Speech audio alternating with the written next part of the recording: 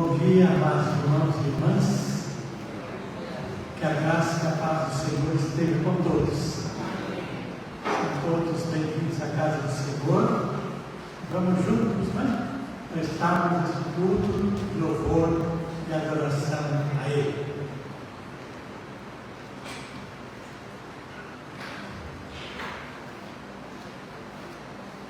Aleluia!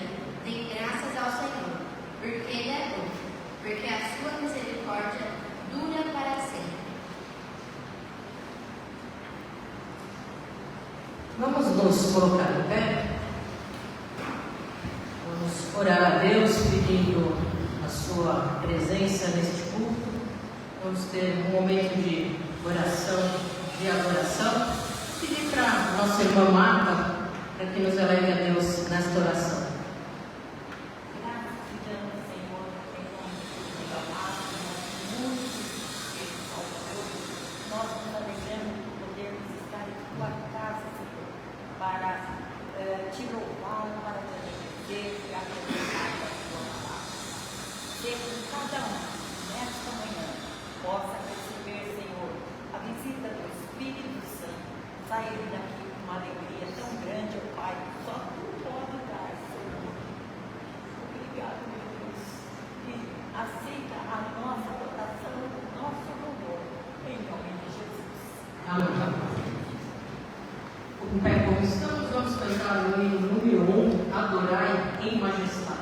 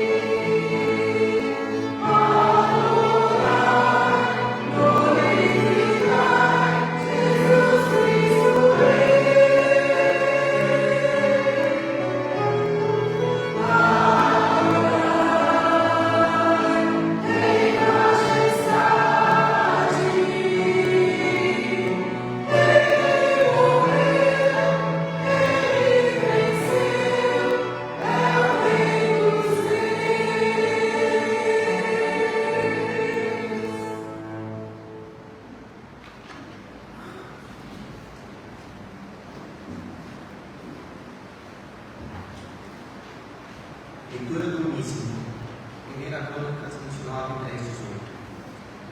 Davi louvou o Senhor diante de toda a congregação e disse: Bendito és tu, Senhor, Deus de Israel, nosso Pai, de eternidade a eternidade. Deus, Senhor, é o poder, a grandeza, a honra, a vitória e a majestade. Porque Deus é tudo que há nos céus e na terra. Deus, Senhor, é o Rei.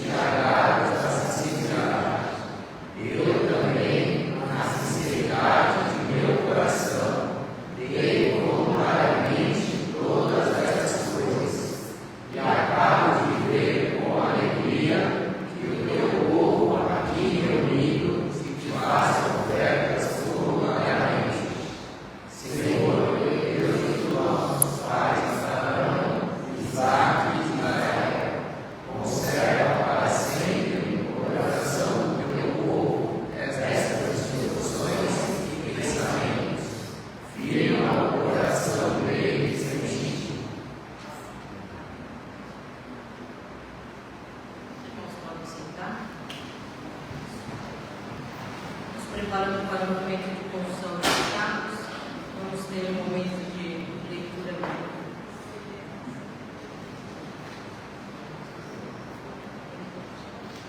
Leitura do Salmo 69, 13 e 16. Quanto a mim, porém, Senhor, faço a Ti em tempo favorável a minha oração. Responde-me, ó Deus, pela riqueza da Tua graça, pela Tua fidelidade em socorrer. 16. Responde-me, Senhor, pois compassiva é a Tua graça. Volta-te para mim segundo a riqueza das Tuas misericórdias. Vamos ter alguns momentos de oração silenciosa, de confissão de pecados. Vamos curvar as nossas cabeças em oração silenciosa. Vamos levar a Deus as nossas petições, confessar a Ele os nossos pecados e pedir que o Senhor tenha misericórdia de nós e nos perdoe. Vamos orar alguns momentos em silêncio. Depois quebraremos o silêncio cantando o hino Estrela da Manhã. Vamos cantar este hino como uma oração mesmo, depois de alguns momentos de confissão pessoal em silêncio. Oremos.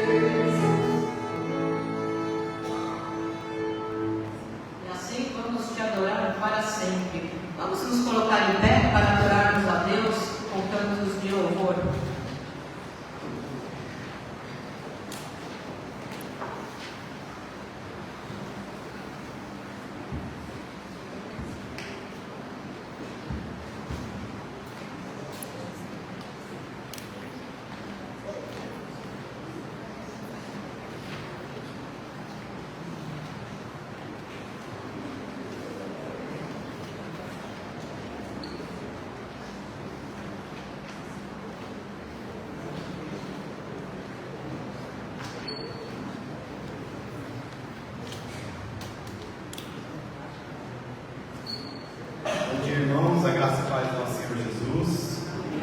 Vamos louvar ao nosso Deus, ao nosso povo de Deus, com cânticos espirituais.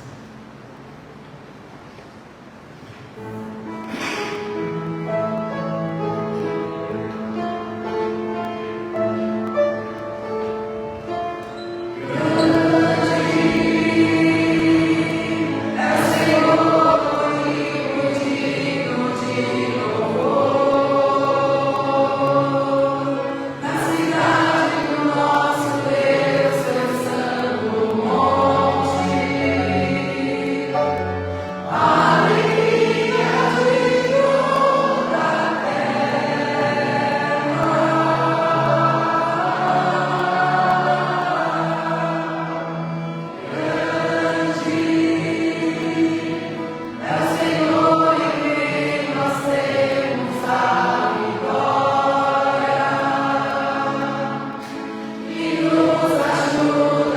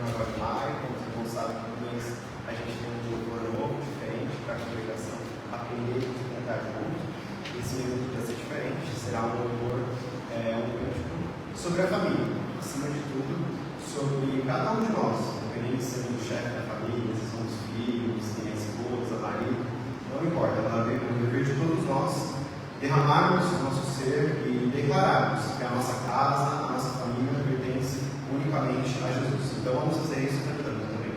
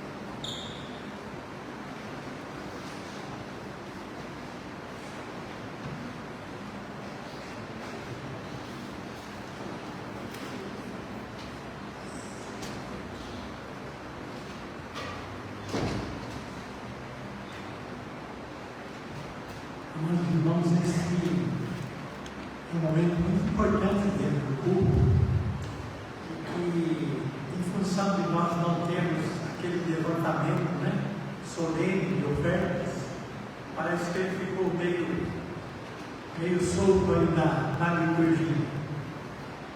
Eu quero ler aqui o versículo 24 de Provérbios, e esse texto, ele diz assim: uns dão com generosidade e tem cada vez mais, outros retêm mais do que é justo e acabam na pobreza. A palavra de Deus nos fala lá no Antigo Testamento sobre o dízimo, e no Novo Testamento nós temos, eu creio que a suavização desta ordenança através daquela palavra tão oportuna do apóstolo São Paulo, quando ele, entendendo a necessidade da igreja receber aquela participação dos irmãos, ele faz um apelo quase que ao coração dos irmãos, né? Dizendo que Deus ama aquele que dá com alegria. Amados, é muito importante esta participação nossa no culto a Deus, a dedicação das nossas vidas. E quando a gente pensa em dedicação de vidas, né? Dedicação do ser, dedicação de tudo aquilo que somos e temos. Se temos um emprego, né? Se temos um rendimento, ele vem de quem? Ele vem de Deus. Nós não estamos dizendo que a igreja é Deus, não. A igreja foi colocada por Deus aqui na terra para uma obra, né? E para a realização desta obra, ela precisa exatamente desse compromisso de cada um dos seus membros, cada um dos seus participantes. Quando a palavra fala no Antigo Testamento para que haja mantimento na minha casa, ela fala de um contexto diferente, né? Onde havia toda uma tribo sustentada pela igreja. E se o templo não oferecesse recursos, né? Toda uma tribo que não trabalhava secularmente, não trabalhava como as demais, mas que viviam do templo recebendo o seu sustento. Hoje é diferente, não temos uma tribo dependendo da igreja, mas temos muitas coisas que dependem da igreja. Entra a própria manutenção da igreja, né? O próprio cuidado da igreja. E quando eu olho para esta igreja aqui, eu percebo exatamente um zelo, né? Eu percebo um cuidado dos irmãos para com ela. Está tudo funcionando, está tudo em ordem, está tudo limpinho, muito aconchegante, muito gostoso. Cada dependência que você visita, eu creio que o desafio nosso agora seja encher essas dependências, né? E não cuidar delas apenas. Elas estão sendo muito bem cuidadas. Agora estão sendo muito bem cuidadas por quê? Porque tem havido fidelidade dos irmãos no trazer os seus dízimos, as suas ofertas à casa do Senhor. Então, amados, nós queríamos que esse momento, né, fosse um momento onde nós não apenas olhássemos para esse aspecto financeiro, mas que esse momento fosse um momento no culto, onde nós possamos nos colocar no altar do Senhor e dedicarmos a nossa vida a Ele. Nós, como igreja, temos carências nos ministérios, carências de professores, carências de pessoas que queiram fazer alguma coisa, queiram desenvolver algum ministério na igreja. Nós temos carências de vidas comprometidas, de vidas consagradas, de vidas que queiram servir ao Senhor. Eu estou feliz porque 3 pessoas já me procuraram. E me procuraram de que maneira? Me procuraram manifestando assim um desejo, né, de fazer alguma coisa a mais pelo Senhor. Então, mas isso é um bom sinal. É um bom sinal. E nós precisamos que mais pessoas também sintam esse desejo do coração. O que eu estou fazendo, né? O que eu estou fazendo com os meus dons, com os meus talentos. Então, que esse momento no culto seja um momento de nós dedicarmos a nossa vida ao Senhor, nos colocarmos diante dele nessa disposição. Eis-me aqui, Senhor, envia-me a mim. Eis-me aqui, Senhor, usa-me para a tua honra e para a tua glória. Então, que Deus nos desperte, que Deus nos capacite, que Deus coloque em nós o desejo Como? Não sei ainda, mas eu tenho certeza que Deus tem uma maneira, um modo para usá-lo na obra do Senhor. E você se sentir feliz exatamente nessa disposição. Vamos cantar esse cântico, a primeira e a última estrofe dele, nesse momento, assentados mesmo. 46, né? Primeira e quarta estrofe.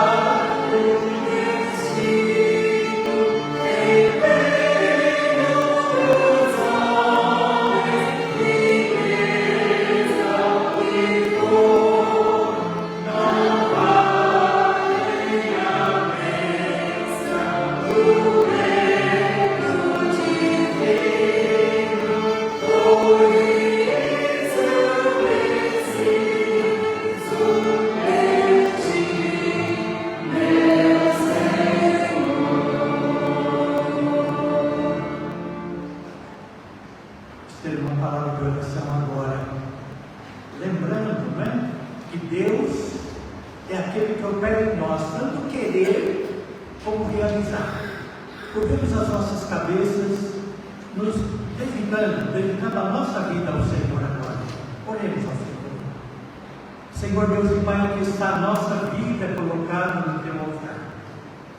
Nós queremos pedir a Deus, coloque em nossos corações, como servos teus, como partes do corpo de Cristo neste lugar, o desejo de te servir. Eis-me aqui, Senhor, usa-me a mim. Abre, Senhor, os olhos do meu coração. Aumenta, Senhor, a minha fé, a minha dependência de ti. E usa-me, ó Deus, para a tua glória. Toma, Senhor, a nossa vida nas tuas mãos. Dá-nos a tua bênção e aceita, Senhor, a nossa dedicação neste instante. É o nosso pedido agradecido, em nome de Jesus. Amém.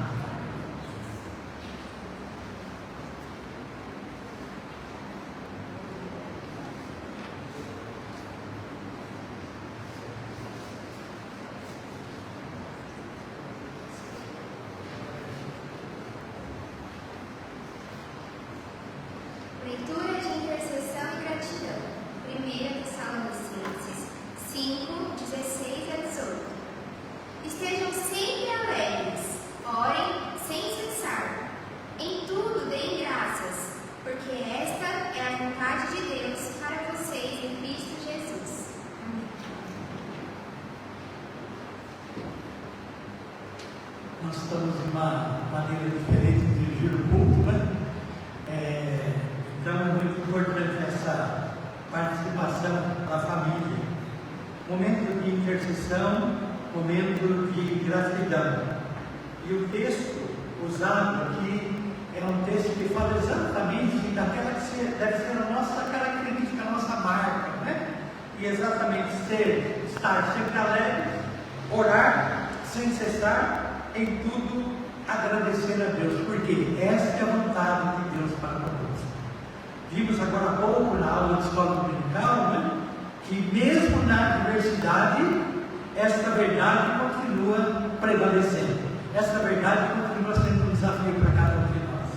Então, momento de manifestar o bem do Senhor em oração. Exatamente aquilo que vai em nosso coração. Aqueles irmãos e irmãs que têm motivos especiais de gratidão, né? Quero dar um sinal com as suas mãos agora. Amém. É muito bom, né, a gente ver a igreja agradecida a Deus. Porque a palavra fala, em tudo dá graças. Agora, nós também dependemos do Senhor em tudo, né? Sem Ele nada somos, nada podemos fazer. Diante das adversidades, diante dos problemas, das lutas, das enfermidades, dos problemas insolúveis aos nossos olhos, também não temos o que fazer, não sabemos o que fazer, então precisamos da ajuda do Senhor. Você tem um pedido especial que quer colocar no altar do Senhor nesta manhã, manifeste agora levantando as suas mãos também. Amém. Amém. Vamos curvar as cabeças, crendo que Deus conhece o mais profundo do nosso coração, que Deus sabe as nossas necessidades maiores, que Ele ouve as nossas orações. Oremos ao Senhor. Senhor Deus e Pai, bom é estarmos na Tua presença. Primeiro para nos irmanarmos, Senhor, no preito de gratidão aqui por todas as bênçãos que temos recebido. Como é bom, ó Deus, ver a manifestação da Tua igreja agradecida a Ti, ó Pai, porque tem suprido todas as nossas necessidades, tem sido generoso, maravilhoso, amoroso para conosco, tem perdoado, ó Deus, os nossos pecados, tem segurado bem firme a nossa mão, tem nos livrado do mal, tem guiado, dirigido, orientado as nossas vidas. Ó Pai amado, tem caminhado conosco na nossa caminhada diária. Muito obrigado, Senhor, pelo Teu cuidado para conosco.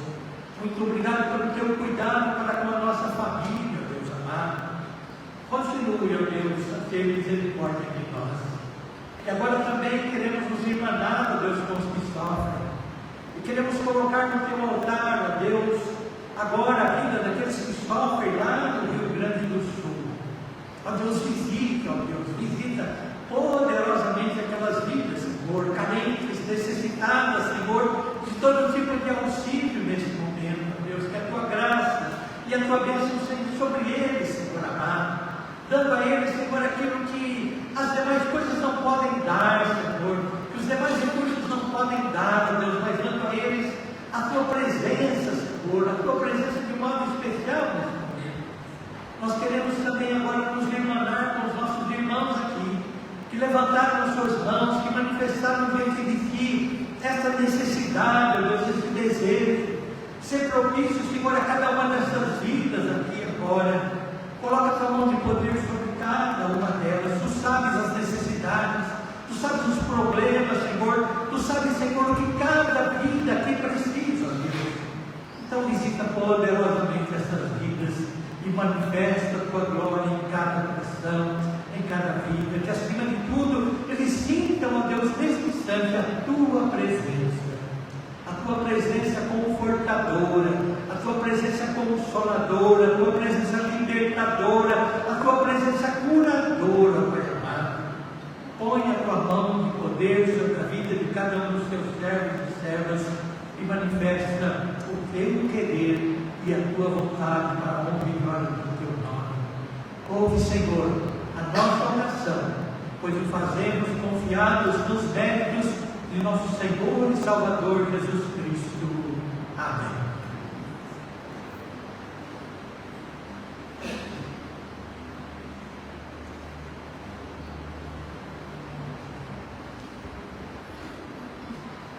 As crianças, cadê?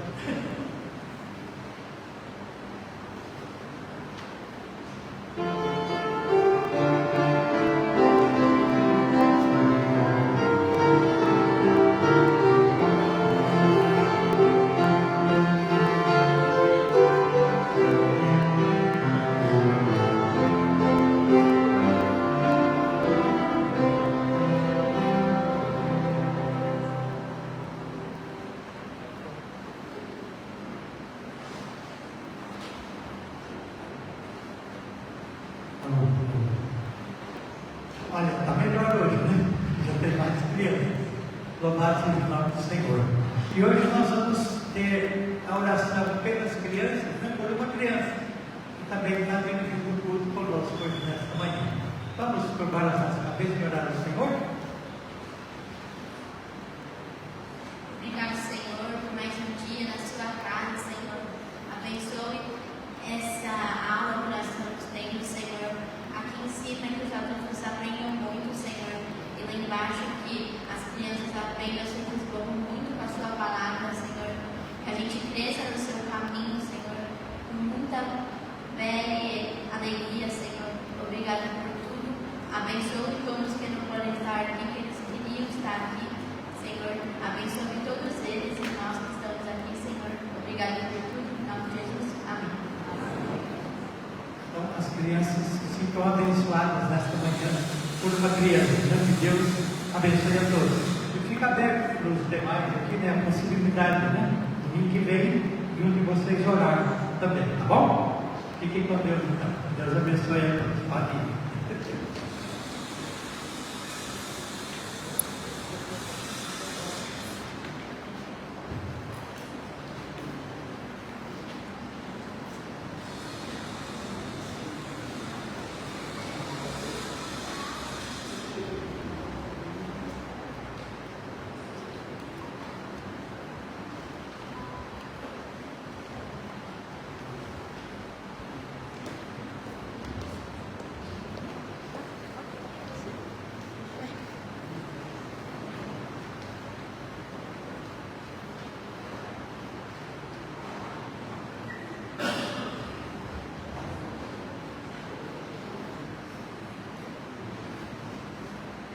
Nós pedimos para a família descer, porque é tão ruim ouvir de costas, né? Parece que fica meio muito bom a gente ouvir assim, né, de frente. Amados, este mês nós vamos trazer com a graça e a misericórdia do Senhor palavras voltadas para o lar da família, né? E a constituição da família começa exatamente com o casamento. Então, o nosso tema de hoje vai ser o casamento. Domingo que vem, se Deus permitir, nós vamos falar mais sobre a criação dos filhos. Um segundo desafio para a família, né? Então, hoje, o nosso texto básico, exatamente, é o Gênesis, capítulo 2, versículo 24, onde a palavra de Deus diz assim: por isso, deixa o homem pai e mãe, e se une a sua mulher, tornando-se os dois uma só carne. E eu quero destacar também Gênesis 1:27. Assim Deus criou o ser humano à sua imagem. A imagem de Deus o criou. Homem e mulher os criou. Curvemos as nossas cabeças uma palavra de oração. Senhor Deus e Pai, aqui está a nossa vida colocada no teu altar. E diante da tua palavra, Senhor, queremos que o nosso meditar seja sobretudo agradável na tua presença. Fala conosco, Senhor, unge, Senhor, os nossos lábios, ó Pai, de tal maneira que a tua vontade possa ser feita nesse instante. Fica conosco, dá-nos a tua bênção, vivifica-nos como igreja tua. É o nosso pedido agradecido em nome de Jesus. Amém. Amados, eu vou iniciar usando uma expressão de um psicólogo, psiquiatra americano, e que a gente já leu muito dele acerca de família, Dr. James Dobson, e ele usa essas palavras depois do versículo Gênesis 2:24, por isso deixa o homem seu pai e mãe, e se une a sua mulher, tornando-se os dois uma só carne. Ele diz assim: eis a instituição do casamento, um dos mais maravilhosos e duradouros presentes do Criador à humanidade. De maneira sucinta, a instituição do casamento representa o próprio fundamento da ordem social humana. Tudo que há de valor social se apoia nessa base: instituições, governo, fervor religioso e bem-estar dos filhos dependem de sua estabilidade. Olha que profundidade. Quando é enfraquecida ou minada, toda a estrutura passa a estremecer. E essa frase foi tirada de um livrinho do Dr. James Dobson, que é exatamente em defesa do casamento. E ele, no contexto americano, ali de 2 décadas atrás, ele fala exatamente daquilo que está acontecendo na sociedade americana com relação ao casamento, a instituição do casamento, a desmoralização da instituição do casamento e a consequente desestruturação da família. Um livro pequeno, mas bastante profundo e rico de informações, rico de resultados de pesquisas feitas nos Estados Unidos. Amados irmãos e irmãs, Jesus, quando inquirido pelos fariseus acerca do divórcio, ele usa o referido texto para manifestar o desejo de Deus para um casal desde o princípio. É interessante essa colocação de Jesus. Ele se refere lá ao que está no livro do Gênesis: tornar o casal uma só carne, de modo que se Deus uniu, o homem não pode separar, mostrando que o repúdio estava na lei de Moisés, em função apenas e tão somente da dureza do coração humano. Não era esse o propósito, não era esse o plano inicial de Deus, mas por causa da dureza do coração, Deus permite que esse divórcio entre exatamente na lei de Moisés. A unidade de casal efetivamente foi criada por Deus para a felicidade do ser humano. Os irmãos vão ouvir eu repetir esta frase algumas vezes durante a nossa meditação. Pois Deus viu que não era bom o homem ficar só. Homem e mulher se criou. Na criação, amados, não havia competição entre eles, mas antes a harmonia de um com o outro, de ambos com as coisas criadas e com o Criador. Havia a perfeição nos relacionamentos, como nós já tivemos oportunidade de falar em ocasiões anteriores. Mas com a entrada no pecado, o pecado entrou nesse mundo, toda aquela beleza foi imaculada, de modo que aquilo que era dádiva, aquilo que era a expressão de vida dos nossos primeiros pais, ela passa a ser algo alcançado apenas através do sacrifício. É o que nós vemos no relato do livro de Gênesis, né? Depois da queda, depois de expulsos do paraíso, para eles conseguirem alguma coisa, precisaria ser através do sacrifício de animais. Podemos afirmar que tudo aquilo que o homem e a mulher, o casal, perderam por causa do pecado, pela graça e misericórdia do Senhor nosso Deus, podem ser alcançadas novamente através da aceitação do sacrifício por excelência de Cristo na cruz do Calvário em nosso lugar. Prestem bem atenção.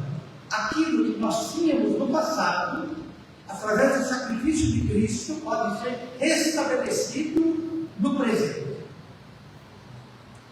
Quando nós estamos cantando o hino, até eu comentei aqui rapidamente com a Patrícia, eu creio que essas palavras do hino do mês que nós vamos cantar repetidamente esse mês, ele deva ter assim, uma conotação para nós de uma oração que nós fazemos a Deus.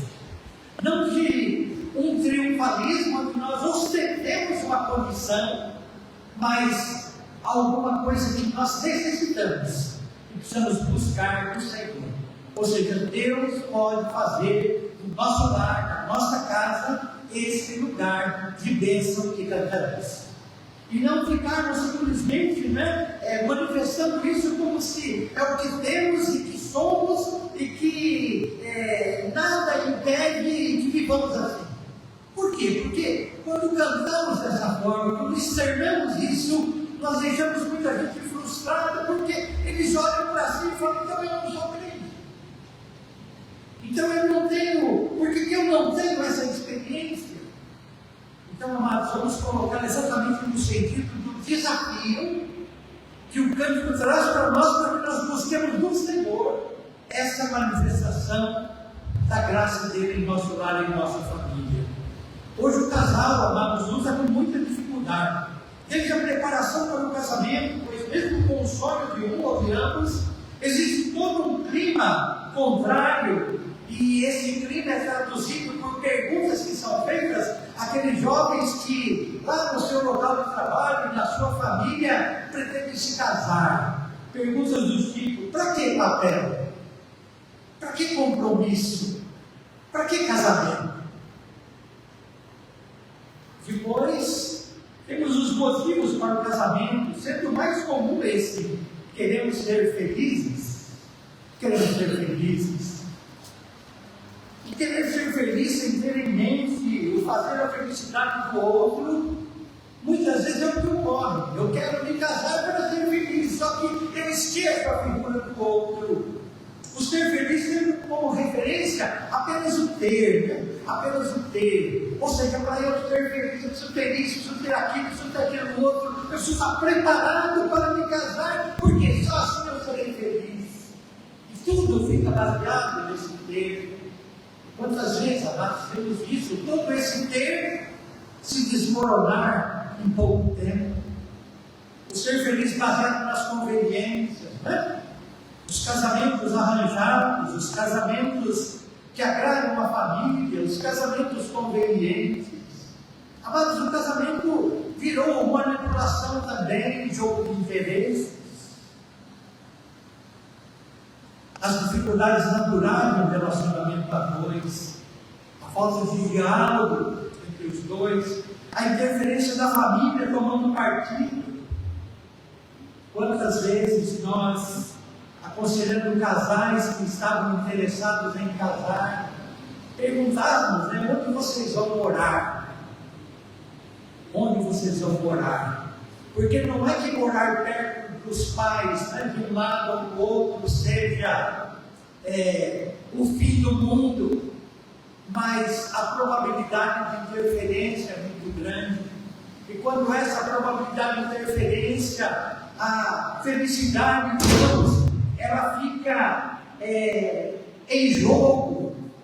Por quê? Porque há essa interferência, uma interferência natural, uma interferência normal, até a interferência de quem banca, né? Até a interferência de quem ofereceu aquela possibilidade e, portanto, se julga no direito de interferir, de dar os seus pitacos ali na relação. Fazer mais retiradas que depósitos na relação. Às vezes queremos só usufruir da relação e não depositamos nada nela. A dificuldade do novo momento marcado pelo nós e não pelo eu. Quantas vezes temos esse tipo de constatação? A pessoa se casou, mas continua vivendo como se fosse solteiro.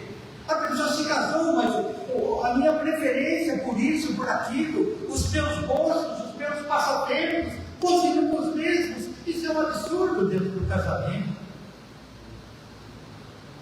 Eu acho tão interessante, né? Essa experiência, de vez em quando eu dou uma pincelada nela, né? A Érica não gosta de pesca, nem de pescaria, né? Eu acho que ela nunca foi pescar comigo, né? Mas eu achava interessante, quando eu era pastor lá em Sorocaba, que as minhas segundas-feiras, dia de folga do pastor, eu ia lá para um pesqueiro que tem entre Sorocaba e Itu, passava o dia lá. E a Érica não ficava triste, ela ficava contente. Por quê? Porque ela sabia que eu voltava muito melhor da pescaria do que quando eu fui. Né? Mas ela nunca foi comigo, ela nunca pescou. Né? Então, amados, tem que haver essa relação, né? Essa relação. Não é porque ela detesta, porque ela não tem paciência para pescar. E foi muito interessante uma experiência que nós tivemos, que marcou profundamente a sua vida. Nós estávamos num hotel, né? Um hotel, passando uns dias, e tinha um laguinho, né? E uma grama bonita, assim, e ela ficou animada, ele falou assim, eu vou lá, foi lá pescar. Mas não sei o que aconteceu. Mas a primeira vez que nós jogamos lá a linha, ela pegou no dedo dela e fez um tipo de um piercing no dedo dela. Então foi um problema terrível, Graças ao alicate de corte, aqui o problema foi resolvido sem necessidade de cirurgia. Mas foi a única vez que ela foi pescar comigo, aconteceu isso. Só que isso também não marcou negativamente, né? Continuou achando bom que eu fosse pescar, porque isso fazia bem para mim. Então, isso para mim traduz um pouco, né, essa negação, né, do que a pessoa gosta ou deixa de gostar, mas que faz bem para o outro. Por quê? Porque ali o bem-estar não é só seu, o bem-estar é do casal. Autossuficiência e orgulho de cada um, né? Muitas vezes, amados, nós nos sentimos assim, e quando nós nos sentimos assim, muito autossuficientes, muito orgulhosos, a vida dois ela passa a ser difícil. Por quê? Porque não há espaço para dois, né? Parece que um ocupa todo o espaço, um domina, um dirige, um faz, um acontece, um sustenta, enfim, tudo é ele que faz. E pode ser ela também, mas acaba gerando um problema. Precisamos nos lembrar de sempre que o casamento, comunhão de duas pessoas diferentes, em muitos sentidos, foi criado por Deus. E só Ele, através do Espírito Santo e da sua palavra, pode nos prover de tudo o que necessitamos para sermos felizes pessoalmente no casamento. Existem muitos livros sobre casamento. Essa é uma outra citação que eu coloquei aqui, que eu julguei muito importante, né? E ela é de um pastor também, bastante conhecido, algum irmão ou irmã que já pode ter lido o livro dele, do Francis Chan. Francis Chan, um pregador chinês, educado nos Estados Unidos, que ficou durante quase 20 anos à frente de uma igreja, fundou essa igreja se estruturou, cresceu, foi ricamente abençoado. Depois ele deixa esse ministério para passar àqueles que trabalhavam com ele e vai começar um novo ministério. Então tem um legado muito grande, muitos livros escritos, e ele usa essa expressão que eu quis repartir com os irmãos também. Existem muitos livros sobre casamento que se propõem a ensinar como ter um bom relacionamento e ser feliz. O problema é que livros assim podem nos levar a pensar que ter uma família feliz é o objetivo único do cristianismo. E não é. Ou seja, eles podem fazer com que coisas primordiais, como a glória de Deus e a sua missão, parecerem secundários.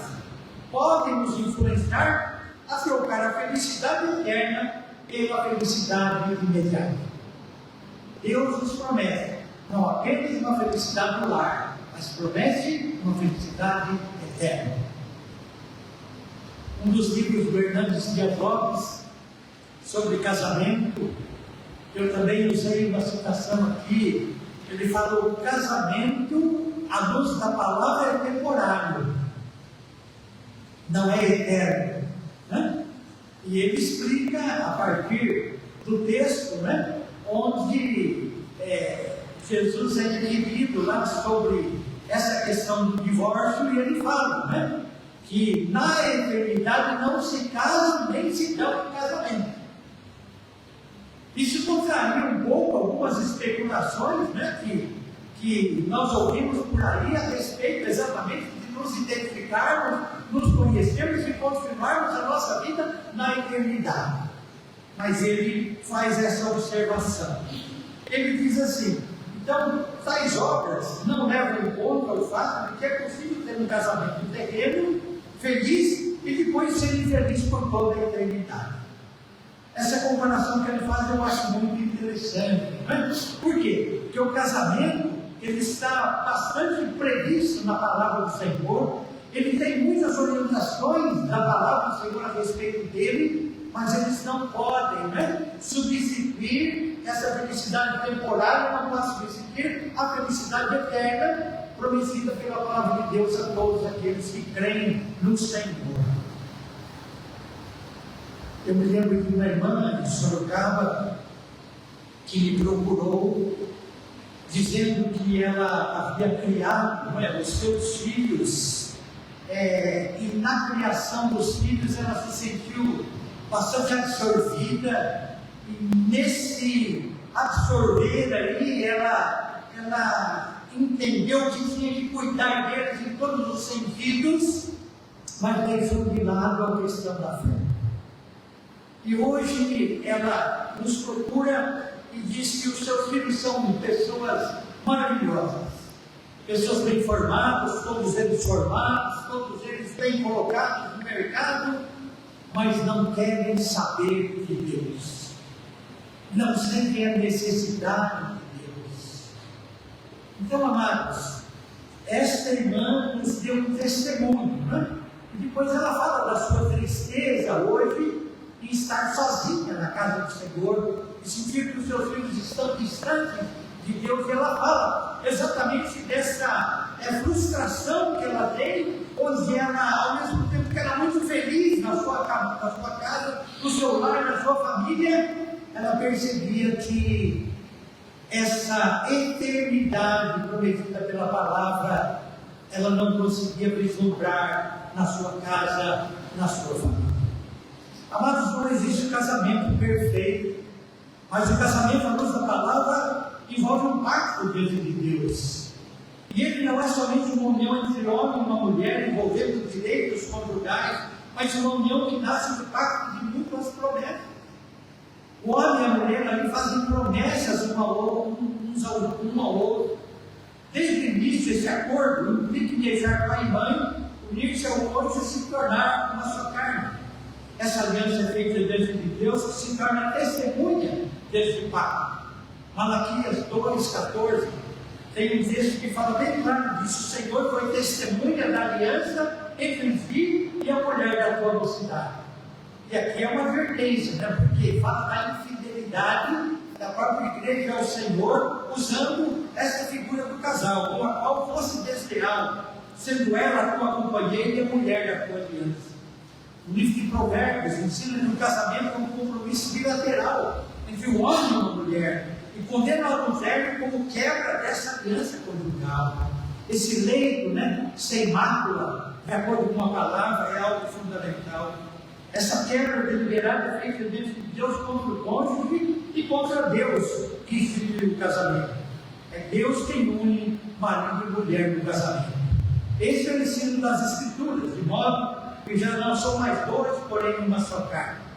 Poderíamos ainda, à luz da palavra, elencar alguns propósitos para o casamento instituído por Deus para a felicidade do ser humano. Resolve o problema da solidão.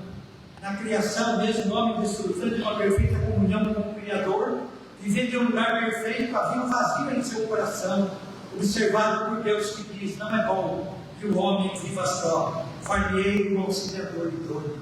Resolve a necessidade de uma descendência santa. O sexo foi criado e ordenado por Deus antes da queda dos nossos primeiros pais.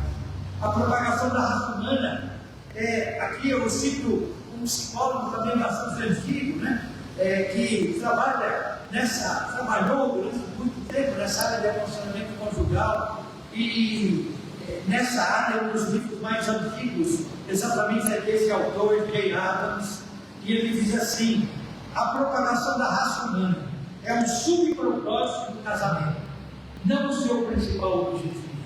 O casamento não pode ser reduzido apenas ao relacionamento sexual entre um homem e uma mulher. Ele é muito mais do que isso.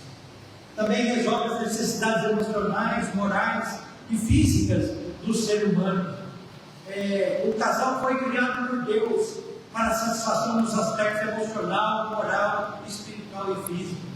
Ou seja, o casamento é um terreno fértil de prazer a ser explorado.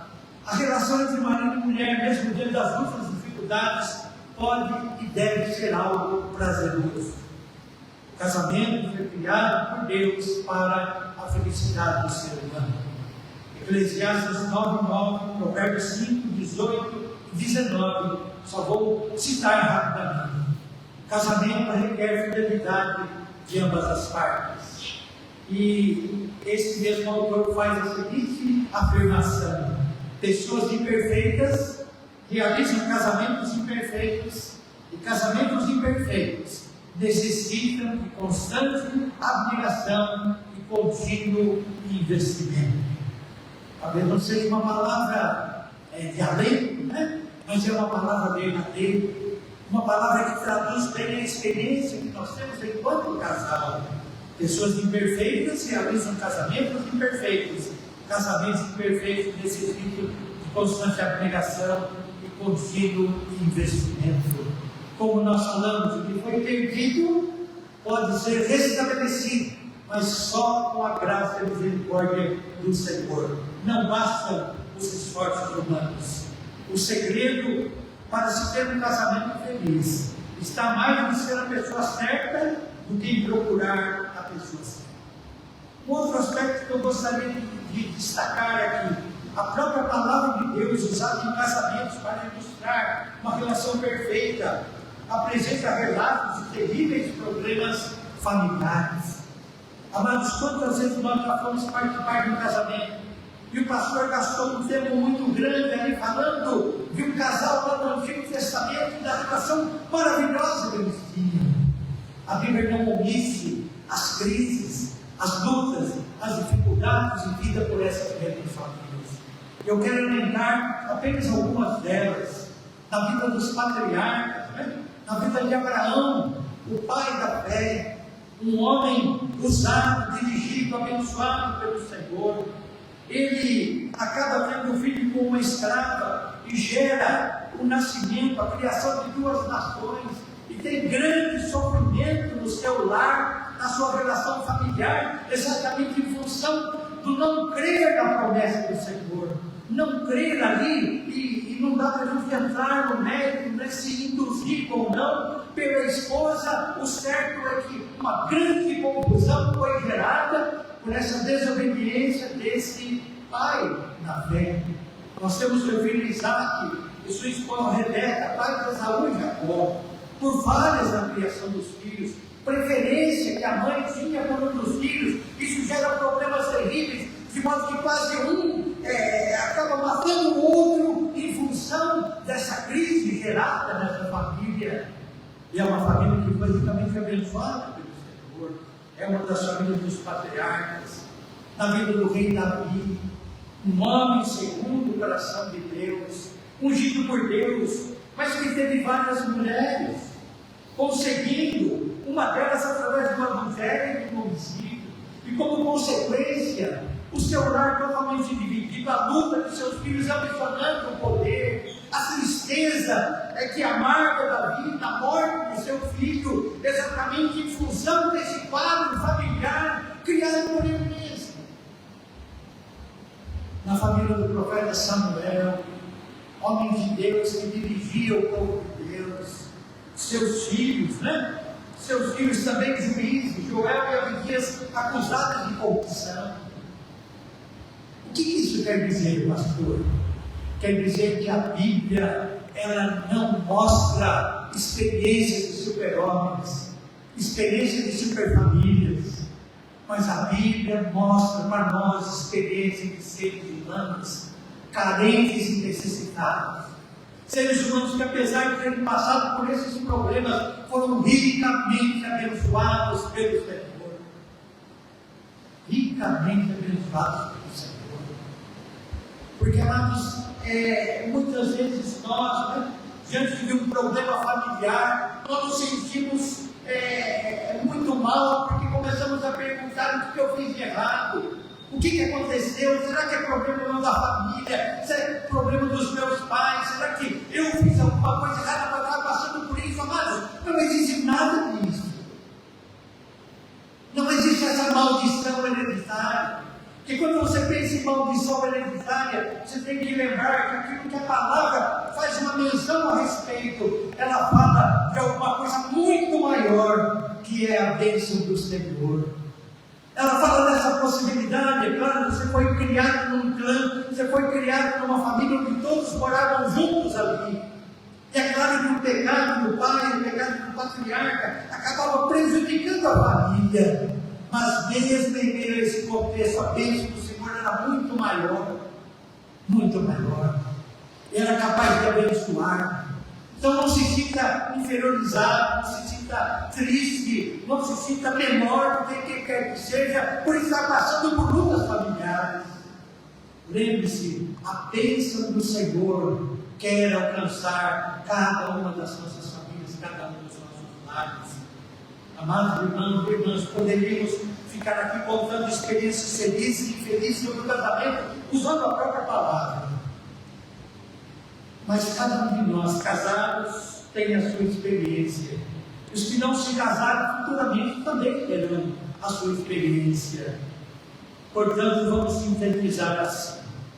Deus criou o casamento para a felicidade e perpetuação do ser humano. Isso que é repetido e repetido diversas vezes. O pecado fez com que aquilo que era natural, ou seja, o desejo de Deus para nós, passasse a ser algo que só poderemos obter novamente com a ajuda de Deus.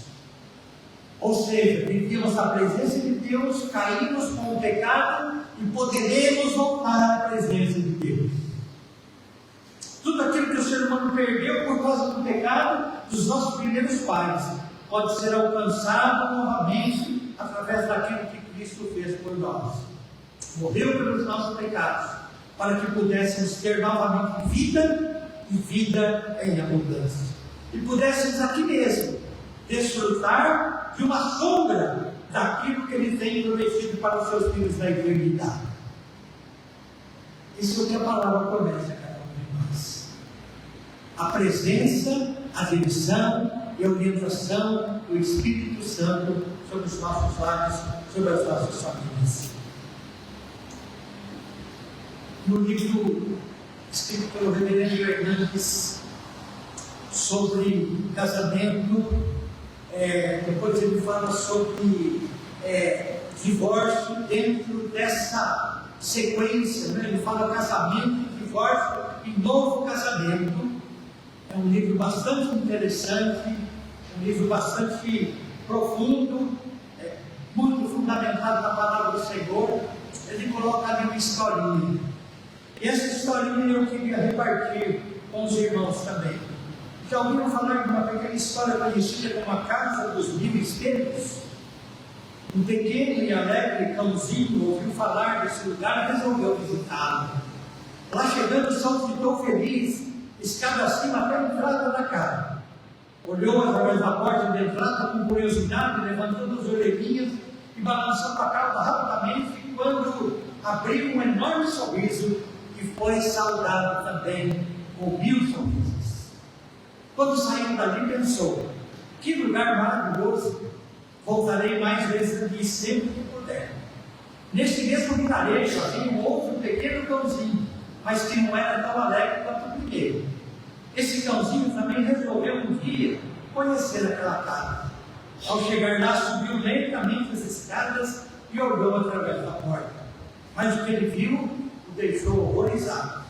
1000 cãezinhos olhavam para ele de modo hostil. Ele rosnou, mostrando os dentes, e para o seu espanto, os outros 1000 cãezinhos também rosnaram e mostraram os dentes para ele. Aquele cãozinho saiu dali rapidamente pensando: que lugar horrível, nunca mais voltarei. Nós somos responsáveis pelo ambiente de nossa casa. Portanto, amados, que Deus abençoe o nosso casamento. Que Deus torne o nosso casamento motivo de alegria, motivo de gratidão a Deus. Estamos passando por lutas, por dificuldades, por crises. Lembre-se, quem instituiu um casamento para a felicidade do ser humano foi o Senhor. E só o Senhor pode nos dar essa felicidade. Passe a depender mais do Senhor. Passe a buscar mais do Senhor. Passe a experimentar mais a presença do Senhor a dois, como família, junto com os filhos. Experimente essa dádiva que Deus tem preparado para nós em nosso casamento. Que Deus assim nos abençoe. Amém.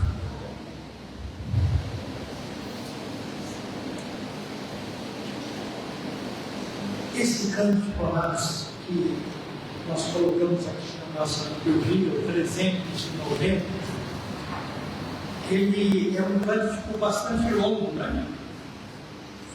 Bastante longo. Ele tem 6 estrofes, né? eu queria que a gente pensasse bem nessas palavras, né? E ele faz uma conclusão em cada uma das suas estrofes, né? Ele fala das lutas, das dificuldades, mas ele fala da solução. Que nós experimentemos essa solução em cada um dos nossos lados. Vamos colocar em pé, vamos entoar a Deus.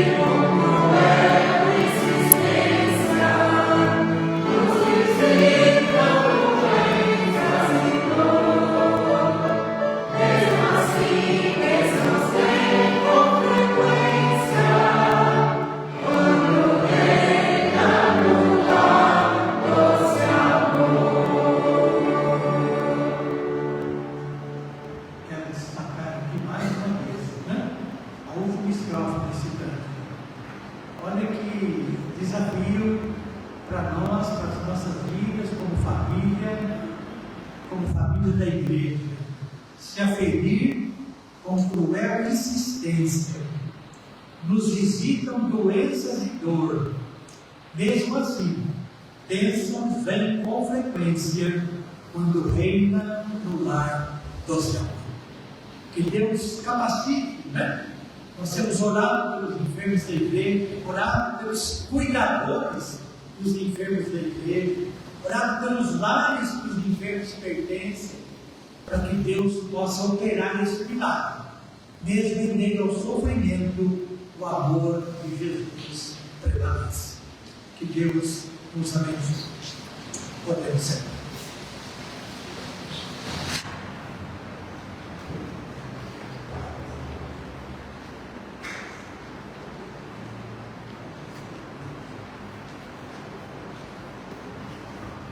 Convidamos os nossos irmãos presbíteros para estar conosco.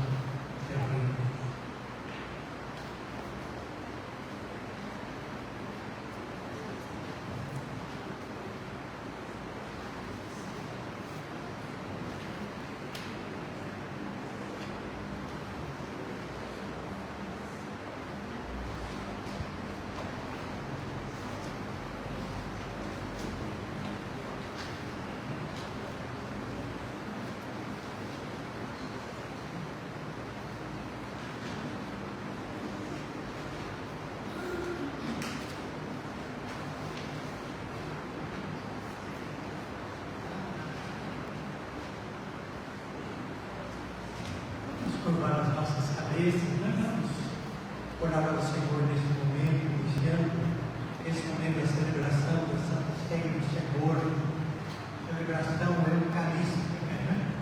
Celebração de ação de graças por aquilo que Cristo fez por nós. Oremos ao Senhor. Senhor Deus e Pai, nós louvamos o Teu nome porque estamos na Tua presença. E agora, Deus, assentados ao redor desta mesa, nós queremos te agradecer pela dádiva de Jesus Cristo, oferecido por nós na cruz do Calvário, para morrer em nosso lugar, para nos dar, ó Deus, a salvação eterna. Agora, Pai, quando nos assentamos ao redor desta mesa, para celebrar este momento, nós queremos pedir que Tu coloques alegria em nosso coração, pois sabemos, Senhor, que aquele que foi oferecido, Senhor, ali na cruz do Calvário, venceu a morte, ressuscitou e hoje está vivo na presença do Senhor e nos enviou o Seu Espírito, ó Deus, para estar conosco, para ser o nosso Deus vivo, o nosso Deus presente, aquele que dirige, aquele que orienta, aquele que sustenta a Sua igreja. Ó Deus, louvado, engrandecido, glorificado seja o Teu nome pela Tua presença espiritual em nosso meio. Ó Deus, permita que ao participar desses elementos, nós nos lembremos sim daquilo que Tu fizeste por nós, mas nos lembremos também que o Senhor venceu a morte, está vivo e está aqui. E nos lembremos também, ó Deus, das Tuas promessas, de que iremos um dia participar do banquete celestial como salvos em Cristo Jesus. Ó Deus, dá-nos, ó Pai, a bênção deste momento especial de celebração da ceia do Senhor. Dá-nos a bênção, ó Deus, da presença do Cristo vivo em nossos corações. Dê-nos a bênção, ó Deus, do desafio que esta participação traz para cada uma das nossas vidas como igreja tua no tempo presente. É o nosso pedido agradecido em nome de Jesus. Amém. O Senhor Jesus, na noite em que foi traído, Ele tomou o pão, partiu, distribuiu aos seus discípulos, dizendo: isto é o meu corpo, partido por vós. Participarem de todos, fazer isto em memória de mim. Por semelhante modo, depois de haver ceado, Ele toma também o cálice, dizendo: esse cálice é a nova aliança do meu sangue. Bebei de todos, fazer isto em memória de mim.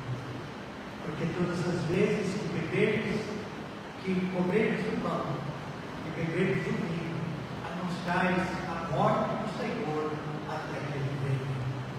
Mas que privilégio nós temos como igreja de anunciar que a morte do Senhor, né? A morte do Senhor trouxe vida a todos nós. A morte do Senhor não terminou aí, Ele venceu a morte, Ele ressuscitou, Ele se manifestou lá no seu tempo em diversas circunstâncias, depois subiu aos céus, está sentado à mão direita de Deus, intercedendo por nós como igreja, e não nos deixou sós, enviou o seu Espírito Santo para estar conosco. Como Paulo disse, né? Nós cremos na presença espiritual de Jesus Cristo, através do Espírito Santo, nesse momento que vamos participar desses elementos.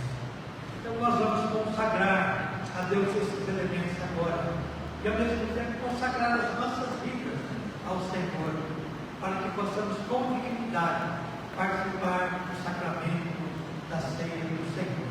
Oremos mais uma vez.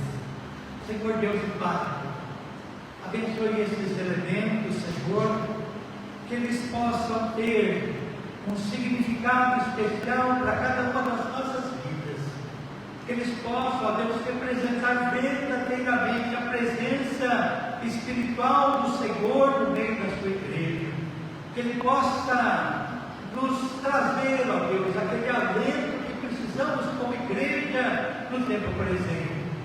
Ó Deus, aumenta a nossa dependência de Ti, aumenta a nossa amém, da nossa ousadia, ó Deus, para falarmos acerca daquilo que Tu fizestes por nós e queres fazer por aqueles que ainda não conhecem.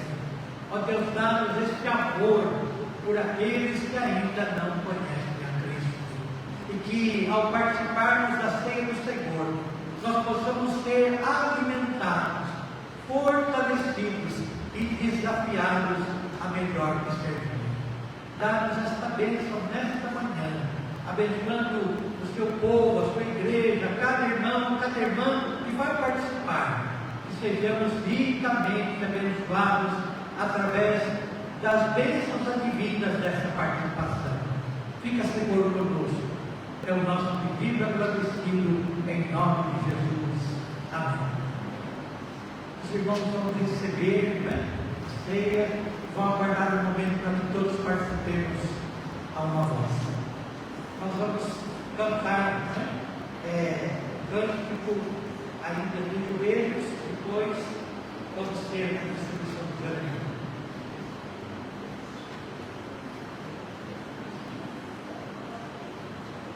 Oh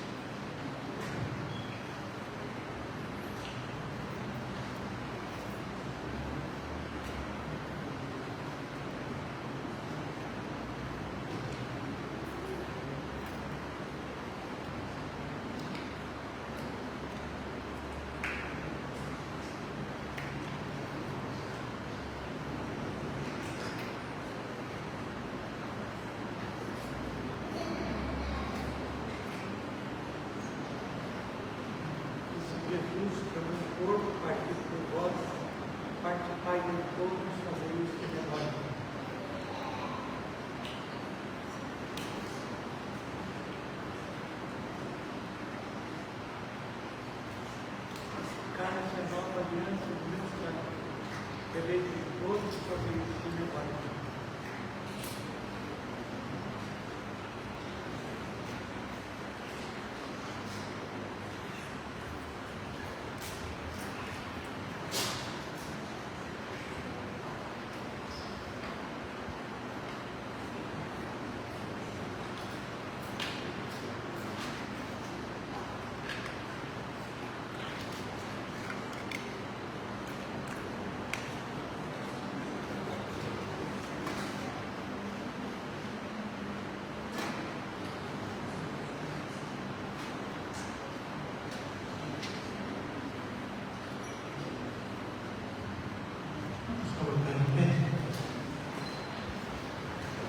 Vamos orar todos juntos a oração que o Senhor nos ensinou, como temos feito também, vagarosamente, lembrando de cada uma das palavras. Oremos ao Senhor. Pai nosso que estás nos céus, santificado seja o teu nome. Venha o teu reino, seja feita a tua vontade, assim na terra como nos céus. O nosso de cada dia nos dá hoje, perdoa as nossas dívidas, assim como nós perdoamos aos nossos devedores. Não nos deixes cair em tentação, mas livra-nos do mal, pois teu é o reino, o poder e a glória para sempre. Amém. Saudemos uns aos outros com a paz do Senhor.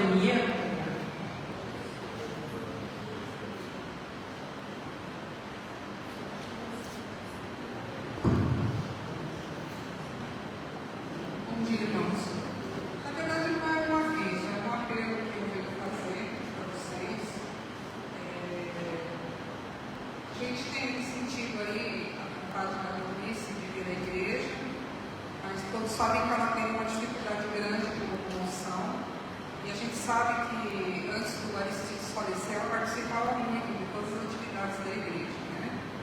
Nós temos hoje a Zélia e o Ailton que têm buscado ela para participar do culto, e eles fazem isso com muito amor, com muito carinho, com muita dedicação, mas nem sempre é possível que eles busquem a Leonice, né?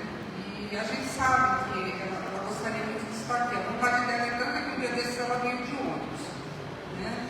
E uma vez também ela veio, o vizinho trouxe, mas ela não sabia nem quem ia levar ela embora, né? Então, assim, eu queria fazer um apelo, se algum irmão, né? Se a gente pudesse montar aí um grupo, cada domingo fosse buscar, a gente pode montar um grupo no WhatsApp. Ela não mora longe, ela mora aqui na Rua Daí, próximo da igreja. Então, estou lançando esse apelo para os irmãos aí, se alguém tiver interesse, vontade de ajudar nesse sentido, né? Domingo por mês eu acho que não ficaria tão difícil, né? A gente tem pessoas que até têm vontade, mas já tem muitas atividades aqui, né? E fica complicado, né? Por exemplo, muitas vezes a gente chega cedo para ensaiar e tem coisa da mesa diagonal, então fica um pouco difícil a gente fazer tudo, né? Então, estamos pedindo aí ajuda para os irmãos nesse sentido, tá bom? Peço a oração dos irmãos pelo bazar, estamos recebendo as doações ainda, e peço a oração de vocês. Hoje nós vamos sair para fazer uma visita uma das pessoas que a gente recebe, que a gente entrega a cesta, que é a Jo. A Jo já trabalhou aqui na igreja, né, fazendo serviços gerais. Ela tem um estado de saúde bem delicado, está na fila de transplante. O marido também tem uma diabetes muito severa. E hoje nós vamos estar lá visitando. Então, eu queria que vocês orassem pela gente, né, nessa visita, e também pela família deles, né, que tem aí esse problema todo, né. Eles são sozinhos, têm até dificuldade de vir buscar a cesta. Então é isso, irmãos. Obrigado pela atenção. Vou pedir para a Leila agora dar os avisos da Coordenadoria de Adultos em função do mês da família, do Dia das Mães.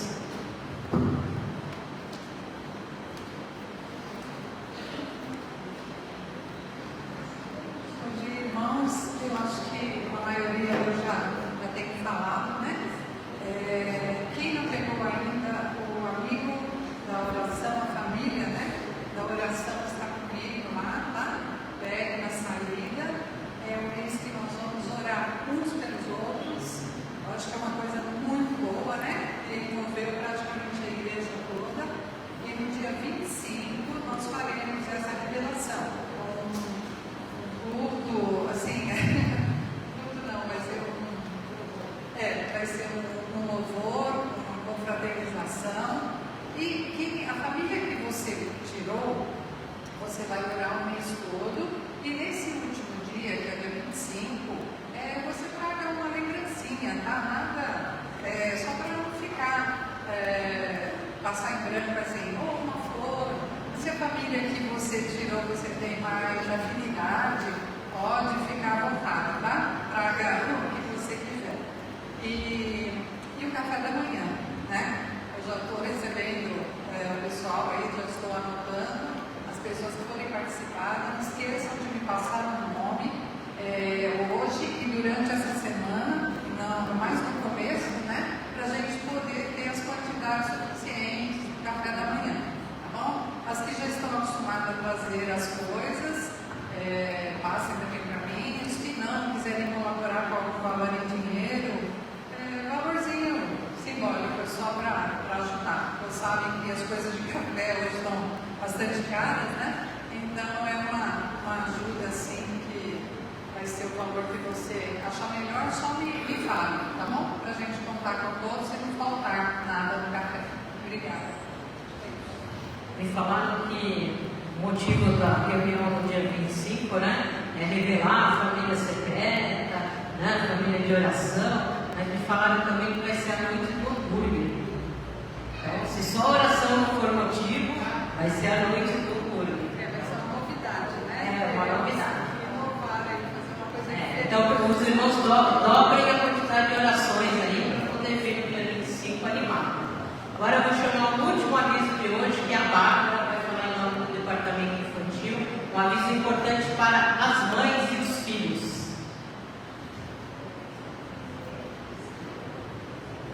Bom dia, irmãos.